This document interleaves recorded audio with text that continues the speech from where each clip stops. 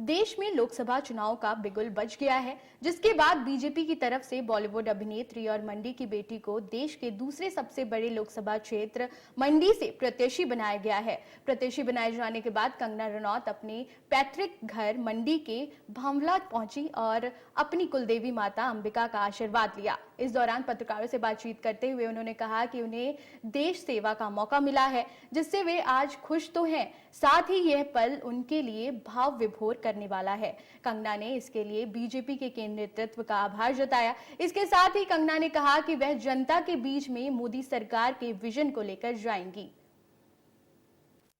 देखिए, हम लोग जिन्हें सेलिब्रिटी कहते हैं या एक लोकप्रियता हम लोग इंजॉय करते हैं, तो एक मुकाम जिंदगी में आता है जब हम सोचते हैं कि हम समाज के लिए क्या कर सकते हैं। जिस समाज ने हमें ये बनाया है, जो बनाया है, तो वही मुकाम मेरी जिंदगी में आया है।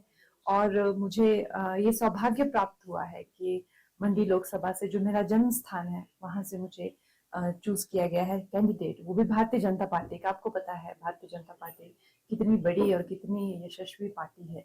तो मेरे लिए, मैं भाव विभोर हूँ। आज हम अपने कुलदेवी जी के दर्शन करने आए हैं, माँ अंबिका के। उन्हीं की कृपा है जो मुझे ये सौभाग्यपूर्ण जीवन मिला है।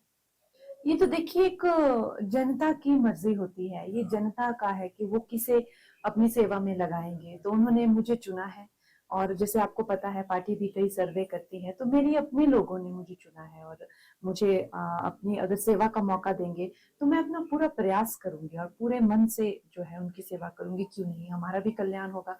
और हमारे जीवन का अर्थ क्या है? नरेंद्र मोदी जी के ही विजन को हम फॉलो कर रहे हैं। हम एक तरह से उनकी सेना है और उनके पीछे पीछे चलेंगे। उनका विजन पूरा, वो आई थिंक उस विजन के साथ ही वो पैदा हुए हैं। 2047 तक का उनका विजन है। हर एक प्रांत के लिए, कस्बे के लिए, हर एक शहर के लिए, हर एक व्यक्ति के लिए उनका एक विजन है। इतना वो एक देश के प्रति उनकी इतनी एकाग्रता और निष्ठा है, और जिस भाव से वो काम करते हैं। उनका जो मेगा विजन है, उनका जो प्लान है 47 तक का, उसमें हम एक हिस्सा बनेंगे। हम जो युवा पीढ़ी है उसमें जुड़ जाएंगे उनके साथ। और जैसे एक श्री रामचंद्र की जैसे सेना थी, वैसे ही हम उनकी सेना बन गए हैं।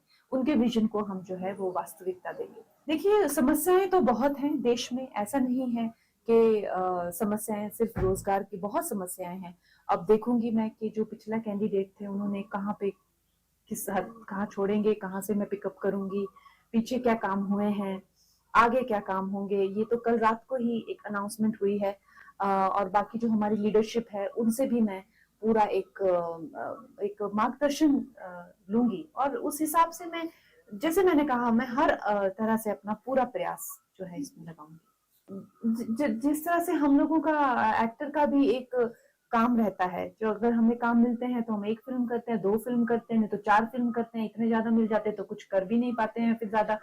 तो उसी तरह से राजनीति रहता है। अभी मुझे कुछ रिस्पॉन्सिबिलिटी मिली है।